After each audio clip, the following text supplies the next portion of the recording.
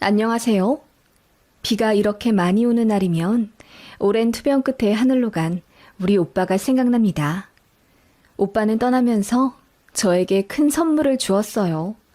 바로 오랜 악연이었던 신우를 끊어버리게 도와준 건데요. 제가 받은 상처는 둘째치고 지긋지긋하던 신우년 이제 안 봐도 되어서 너무 좋습니다. 남편에겐 누나와 여동생이 있습니다. 즉, 저에게 신우가 둘인데요. 처음엔 저도 신우들이랑 잘 지내보려고 했습니다. 다행히 손이 신우는 성격도 좋고 어진 품성을 갖고 계셔서 항상 따뜻하고 좋은 말씀만 해주시는 분이었어요. 저도 그런 형님께 더 잘하고 싶은 마음이 있었습니다. 다만 아래 신우는 결혼 전부터 답이 없었네요.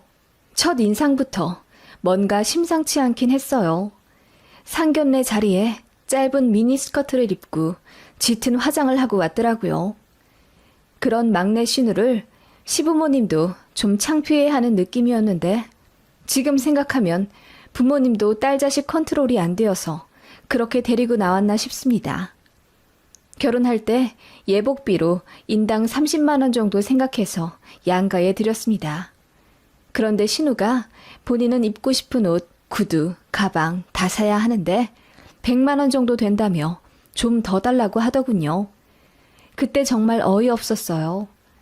남편이 미안하다며 본인이 신우 정신교육 시키겠다고 하더니 서둘러 방어하더라고요.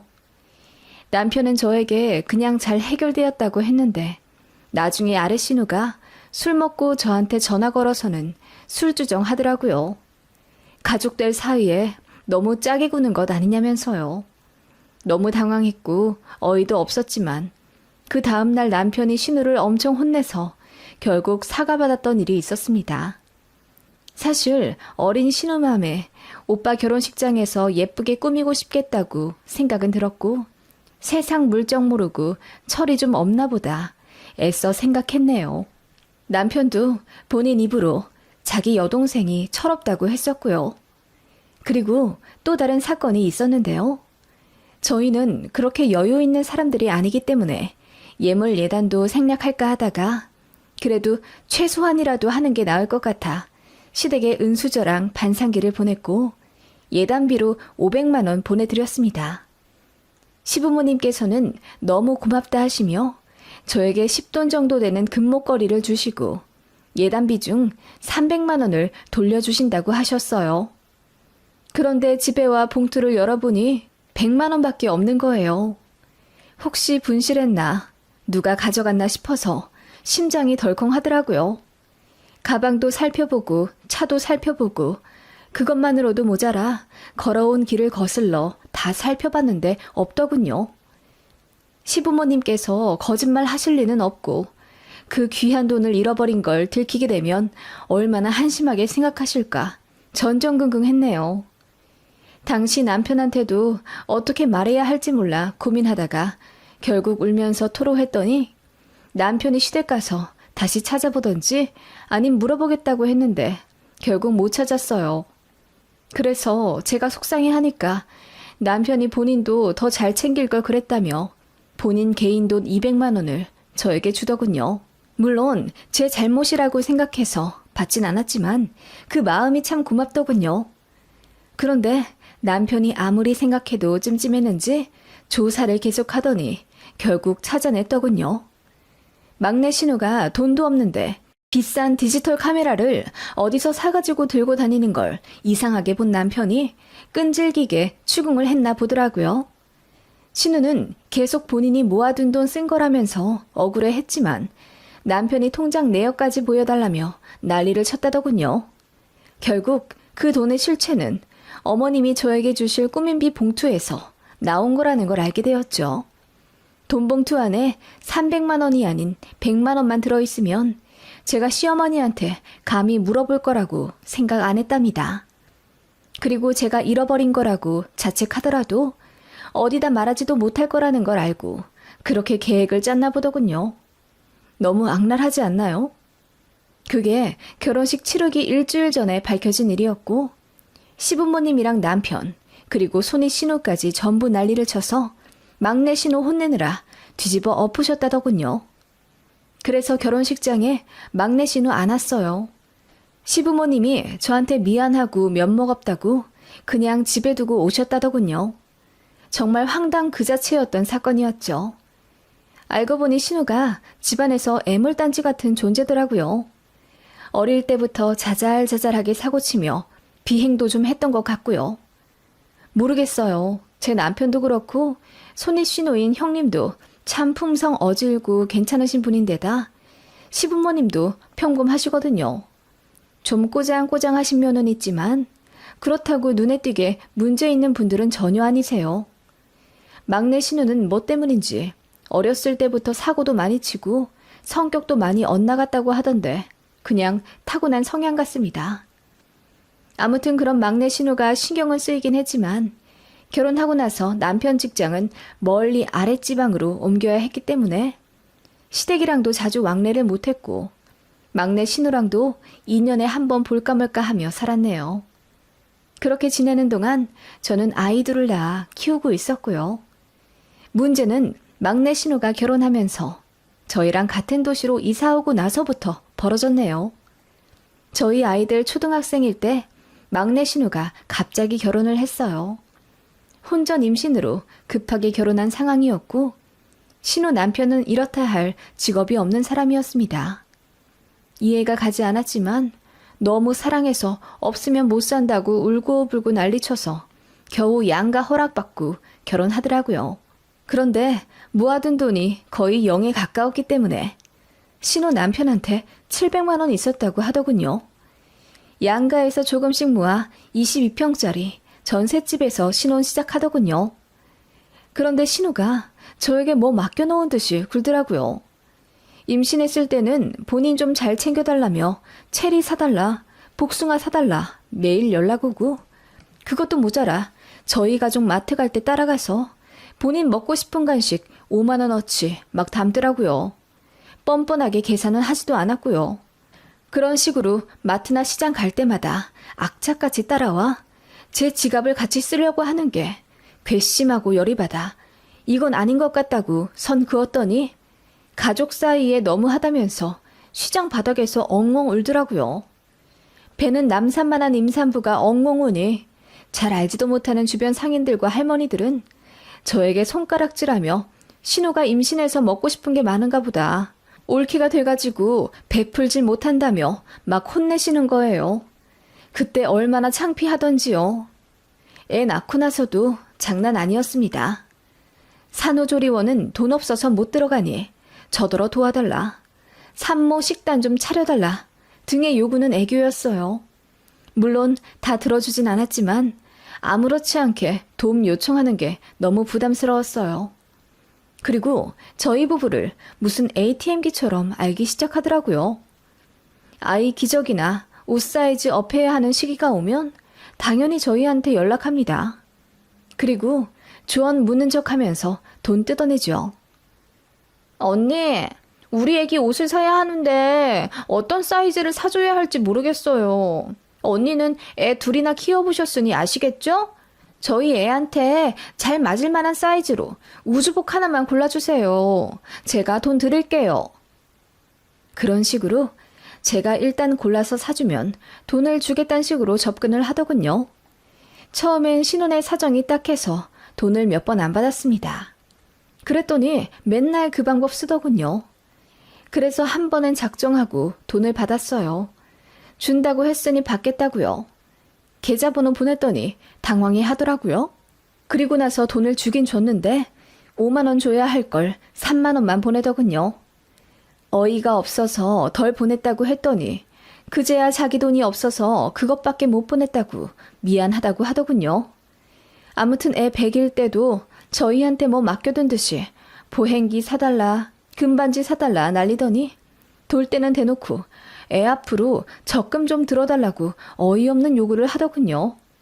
외삼촌이랑 외숙모가 조카 앞으로 다달이 10만 원씩 해주면 나중에 우리도 부모로 알고 효도할 거라나? 그 말에 남편이 적당히 하라며 화를 냈더니 한동안 자제하나 싶더군요. 저도 복직해서 일 바빠 신호 연락 잘 안 받고 그렇게 살았어요. 그래도 워낙 가까이 살다 보니 한 달에 한두 달은 꼭 만났습니다. 만나서 어떻게든 소고기나 스시 같은 비싼 것 얻어먹으려 하는 게 참 속보였지만 신혼에도 사정이 안 좋으니 그냥 눈 딱 감고 봐줬어요. 시조카한테도 돈 참 많이 들어갔네요. 생일이다, 어린이날이다, 뭐다 해서 1년에 그 아이한테만 거의 50만 원은 썼던 것 같아요. 누군가는 바보같이 왜 다 해주냐고 묻지만 그것도 많이 쳐내서 그 정도네요. 신우 너무 싫었지만 그래도 돈 없어서 누수공사도 제대로 못해 집에 곰팡이 범벅인 것을 보거나 다 낡아빠진 팬티 입고 다니는 걸 보면 괜히 연민이 들었거든요.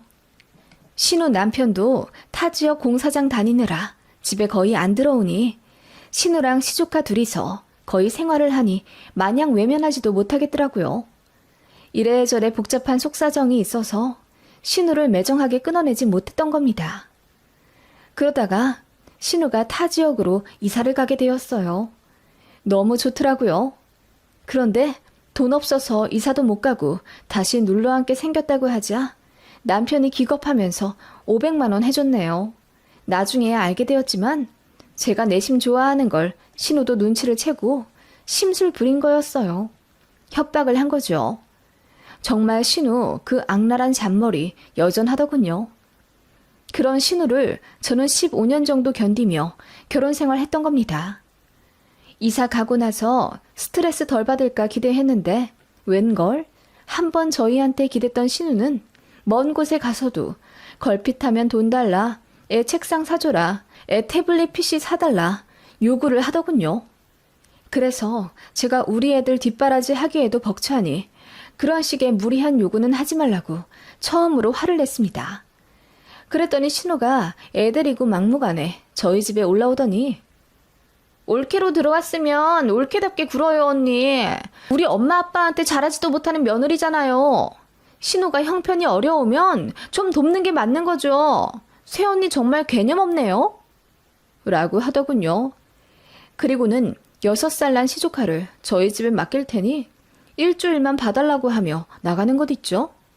알고 보니 저한테 화를 내러 오는 건 핑계였고 시조카 어린이집 방학이라 애 돌보기 귀찮으니 무대뽀로 저한테 맡긴 거였어요. 제가 마침 휴직 상태라 집에 있는 거 신우도 알았거든요. 그래서 남편이 미친 듯이 화를 내 신우 끌고 와 다시 시조카 데리고 집에 가게 했지만 저는 신우한테 정말 없던 정까지 다 떨어진 계기가 되었죠. 그것보다 더한 일이 있을까 싶었는데 라스트 팡이 남았더군요. 저에게는 오빠가 하나 있었는데 결혼을 하지 않았어요. 미혼 상태로 사업하며 열심히 살다가 40대 후반에 간암 판정을 받았습니다. 그래서 수술도 받고 항암도 했지만 결국 차도가 없었고 호스피스에 들어간 지 10개월 만에 오빠가 하늘에 갔어요. 친정엄마와 아빠가 전국을 돌아다니며 백방으로 치료 방법 알아보고 노력하시느라 고생 많이 하셨고요. 그걸 시댁 가족들도 다 알고 있어요. 형님도 저희 오빠 일에 누구보다 많이 걱정하며 호스피스도 3일 밤낮으로 알아봐 주셨고요. 오빠 입원해 있을 때 1년 동안 병문안을 무려 5번이나 와주신 고마운 손이 신우입니다. 다만 손 아래 신우는 역시나였어요. 저희 오빠 상황 안 좋은 거 알면서도 껌 딱딱 씹으며 어떡해요. 빨리 나으셔야 할 텐데 라고 하더군요. 호스피스까지 간 마당에 암말기 환자가 낫고 말고가 어딨겠어요. 그만큼 성의 없는 위로를 했다는 말입니다. 그러면서도 듣기 거북한 말을 종종 하곤 했어요. 결혼을 하셨다면 좀 나으셨을지도 모르겠어요. 돌봐줄 부인도 없고 자식도 없어서 더 현생에 밀어넣는 것 아니에요? 그래서 차도가 없는 건 아닐까요? 그 말에 저도 예민해져서 말 조심하라고 했더니 입 다물긴 했습니다. 근데 되게 상처더라고요. 아무튼 그렇게 하늘나라 가버린 오빠 장례를 정신없이 치르고 오빠 생전 모아둔 재산과 사업장 정리하느라 너무 바빴습니다. 오빠는 미리 유언장을 남겨놓은 상태였어요. 부동산 포함해서 모든 재산을 동생인 제가 현금화해서 아빠, 엄마, 저 이렇게 3등분에 소유하라고 적혀 있더군요. 오빠는 자가 아파트가 하나 있었고 시세 8억짜리였어요. 대출은 1억 정도 끼어 있었고요. 사업장은 정리하니 6천만 원 정도가 남아 그거랑 오빠 부의금 들어온 것 더 보태 오빠 명의 대출부터 싹 정리했습니다. 집은 바로 처분하기 어려워 부모님과 상의 끝에 당분간 그대로 두기로 했어요. 그런데 막내 신우가 어느 날 저에게 전화를 하더니 오빠 재산 같은 건 다 정리를 하셨냐 묻더군요. 제가 좋아하는 손이 신우라면 응당 내 걱정이겠거니 싶겠지만 뻔하디 뻔한 막내 신우라 음흉하게 들려 기분이 나쁘더군요. 그래서 알아서 할 테니 오빠 얘기 안 물었으면 좋겠다고 했어요. 그런데 며칠 뒤 웬일로 저희 집에 수박까지 사들고 와서 방문하더군요. 원래는 항상 빈손으로 오던 신우거든요. 와서는 제 눈치 싹 보면서 언니, 살이 많이 빠졌어요. 오빠분 사후 처리하느라 많이 바쁘신가 봐요. 라고 하더군요. 그러더니 또 저희 오빠 결혼 얘기를 하는 거죠. 결혼을 하신 상태였으면 배우자가 정리를 해야 할 일인데 안 하셔서 언니가 고생을 하네요.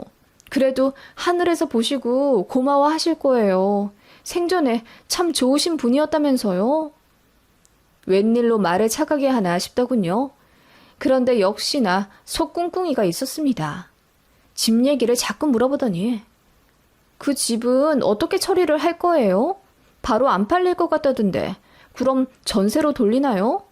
죽은 사람 집에 아무도 안 들어가려고 할 텐데 골치 좀 아프시겠어요. 라고 하더군요. 그래서 알아서 한다고 딱 잘라 말했더니 갑자기 팔자 눈썹을 하며 제 손을 잡더라고요.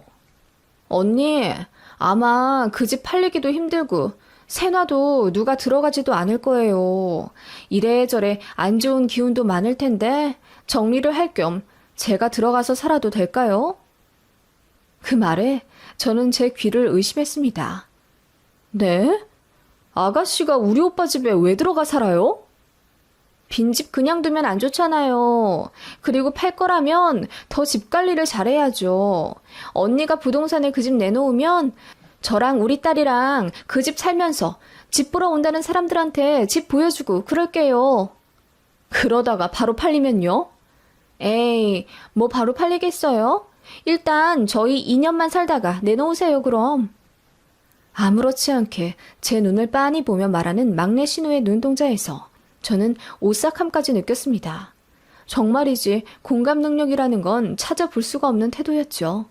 그래서 오빠 죽은 지 반년도 안 된 내 앞에서 그런 말을 할 수가 있냐며 제가 소리를 질렀습니다. 해도 너무한 건 아니에요?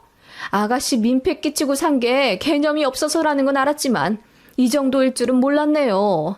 어떻게 올케의 죽은 오빠 집을 탐낸단 말이에요? 언니, 저 이혼할지도 몰라서 그래요. 우리 딸이랑 살 국리는 찾아야죠.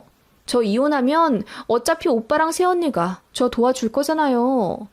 어차피 그 집도 언니 재산 될 건데 좀 좋게 생각하면 어디가 덧나요? 그리고 민폐라뇨. 전 언니 오빠한테 민폐 끼치며 살았다고 생각한 적 없어요. 원래 가족끼리 돕는 거죠. 언니가 너무하네요. 신우도 적방하장으로 저에게 언성을 높이더군요. 저는 그 말에 열이 받아 가져온 수박도로 갖고 내 집에서 나가라고 했죠. 그러자 신우도 반말을 하기 시작하면서 대들더군요. 저더러 쪼잔한 쫌팽이라고 하며 어차피 죽은 오빠 재산으로 횡재한 거면서 제가 이기적이라네요. 그러더니 결국 하지 말아야 할 말을 해버리더군요. 어차피 결혼도 안 한 노총각이었으니 재산 물려줄 자식도 없잖아. 그래서 언니도 좋아한 거 아니었어? 사람이 좀 솔직해져봐. 가식 떨지 말고.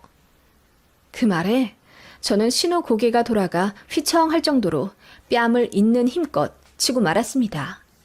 그걸로도 모자라 머리채를 아예 잡아버렸네요. 그 바람에 정말이지 개싸움이 되어버렸습니다. 저는 그동안 신우에게 당한 서름과 화를 모두 표출하느라 신우를 만신창이로 만들어버렸어요. 저는 얼굴과 어깨에 손톱 자국 조금 났지만 신우는 머리도 뽑히고 얼굴도 퉁퉁 붓고 온몸에 타박상을 입었어요. 바로 입원하고는 신고하더라고요. 결국 쌍방으로 처리되긴 했지만 그 일로 남편도 신우에게 완전히 학을 떼었고 시부모님과 손희 신우도 저에게 면목 없다며 사과하셨습니다. 정작 신우는 고개 빳빳이 들며 자기는 잘못이 없다고 소리치더군요. 오히려 좋았어요. 괜히 반성하는 걸 보이면 저만 마음 복잡할 텐데 일관성 있는 싸가지 없는 모습이라 죄책감도 안 들더군요. 앞으로 절대 연락하지 말라고 했습니다. 시댁 갈 때도 막내 신우랑 절대 안 마주칠 테니 불만 있으면 이혼한다 했더니 남편도 시부모님도 아무 말 못하시더군요. 막내 신우도 저 다신 안 볼 거라며 큰 소리 뻥뻥 치더니 작년에 이혼하고 애 혼자 키우고 살게 되면서 시댁 식구들한테도 도와달라 손 내밀고 저한테도 다시 연락하고 싶은지 안부 묻는다 하더군요. 저한테 연락하면 바로 욕 박아버릴 생각입니다. 지긋지긋한 아래 신우 죽으면 눈물도 안 날 것 같아요. 장례식장도 안 갈 겁니다. 정말 뭐 이런 인간이 다 있나 싶어서 열받지만 그래도 그 일을 계기로 아예 안 보고 차단하고 살게 되니 마음은 편하네요.